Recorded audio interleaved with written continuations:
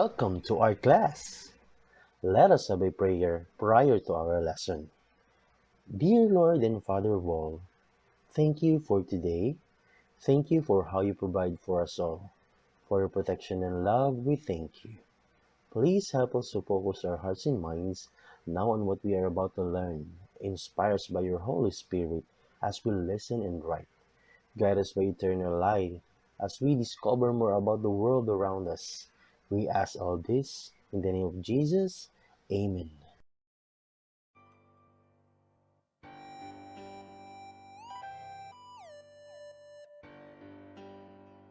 Art 7, Quarter 2, Module 1. Arts and Crafts, Mirrors of the Region's Identity. In this lesson, we're going to tackle the attire, fabrics, tapestries and crafts, accessories and body ornamentation of Mimaropa and Visayas. Here's the most essential learning competency for this video lesson. The learner identifies the characteristics of arts and crafts in specific areas in Mimaropa and the Visayas. Let's begin with the Oriental and Occidental Mindoro, the home of the ethno-linguistic group called Mangyan, composing of namely Iraya, Alangan, Tadyawan, Taubuid, Bangon, Buhid, Hanunoo, and Ratagnon groups. Attire. Mangyan men usually wear G-strings or bahag and a jacket-style shirt blouse called lingon embroidered with pakudos. Mangyan women also wear lingon as well as a red cloth around their chest and white skirt, bark, brass string, skirts with backstrap longs, and skirts made of long strips of woven nito. Meanwhile, pakudos is a Mangyan design composed of a single vertical and horizontal lines which form a cross. It was derived from the Spanish word cruz, means cross. Its design is dominantly red in a white and blue blouse called lingon. Palawan tribes are composed of Tagbanwa, Batak, Palawano, Palawenyo, and Tautbato. In particular, men of these tribes also wear G-string. In fact, their traditional clothing comes from the pounded bark of trees, particularly salugin, while women wear sarongs or tapi skirts and bare-breasted. One of the Visayan ethnic tribes is the Panay Bukidnon, which are also called Saludnon or Tumandok. Tumandok women wear a traditional red blouse called sinumbrahan na pula. Tumandok men also wear a red and black native costume with panobok designs. Their attire is dominantly red in color.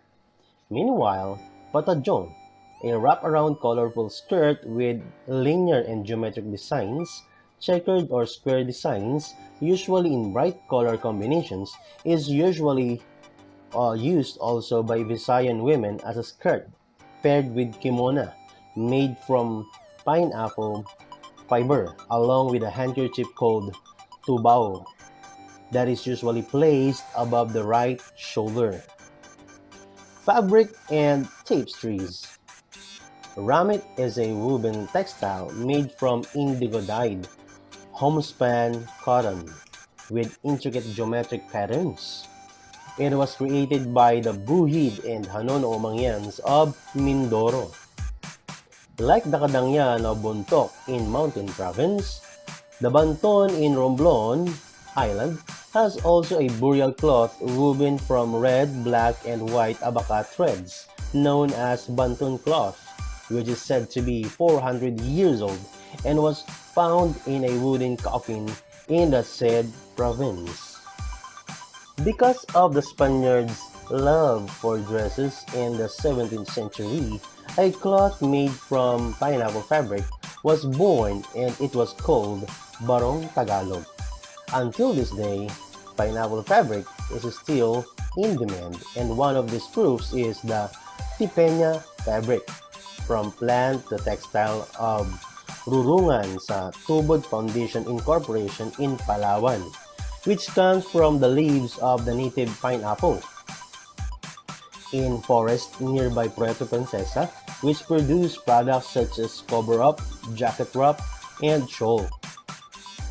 Panay Island is known as the textile capital of the Philippines. Did you know that? Because it exports hand-woven fabric in other countries. If the Mangyans have their pakudos, the Tumandok have their counterpart, the Panobok.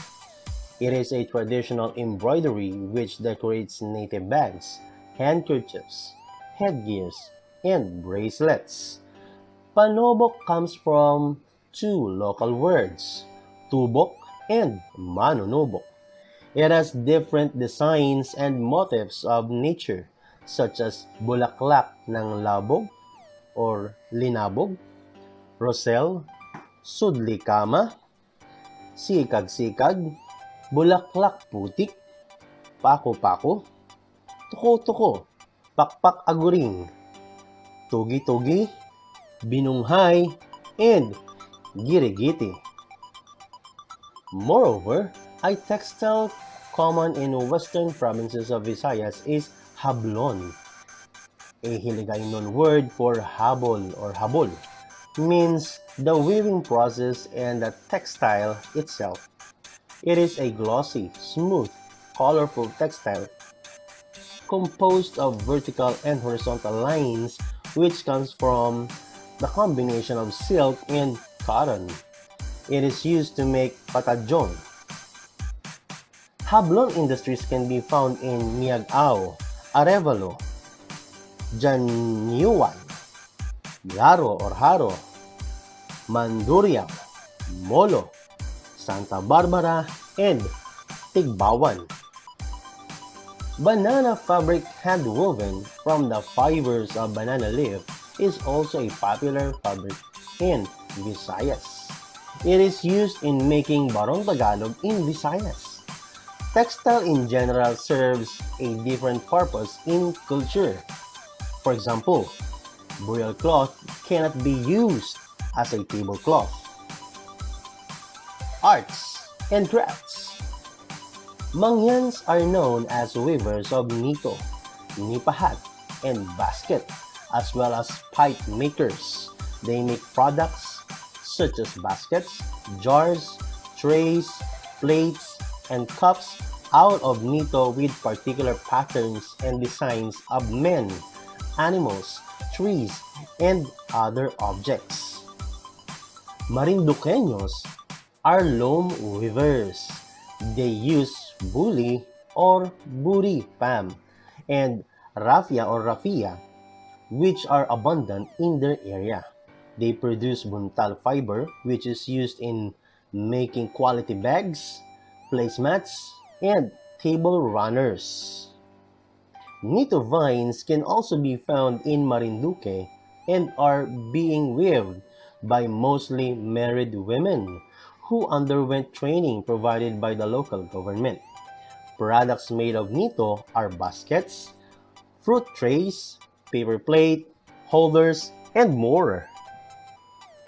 Pottery is also their craft, and the proof is their Gabisan pottery, which produces clay, pots, and bricks. Romblomanons are not only famous for their marble products such as a table, tiles, hand carving, slab, small souvenir eggs and animals, chess sets, mortar and pestle, nameplates, and religious icons, but also in their traditional weaving and basketry, wherein mostly women are engaged. They produce woven mats and bags out of pandan, buri, and bilibid plants. Palaweños or Palawanos are weavers too. They use materials from their forests, such as rattan and bamboo, to make baskets and mats products, which they designed with kawa-kawa, libo-libo, biyanig, hinlo, pinalagsanan, and Timog Rock. In particular, Bambuhay handicrafts in Sitio Kiwit, Busuaga, in Palawan make colorful crafts out of bamboos such as bags, baskets, storages, and lampshades. Palawan's famous handicraft is the tingkop, a cone-shaped unique basket made of rattan used as storage. Kundo healers perform ritual and use tingkop to house the spirit of Linamen, a beautiful and powerful female spirit. Aklanons from Aklan in Visayas are known for the products like baskets, trays, and mats. They use pandan and barrio plants. Aside from that, they make lamps, decors, trays, and souvenir items out of kapis or kapi shell. Antiquera Bohol is also known as the basket capital of the Philippines. Products in this locality are made from native raw materials such as bamboo, rattan, nito, budi, and other vines. Samar is also known for its beautiful and colorful banig or hand-woven mats that are made from tikog or pandan. Banig is a woven sleeping mat of different colors, which are famous products of Basi, Samar.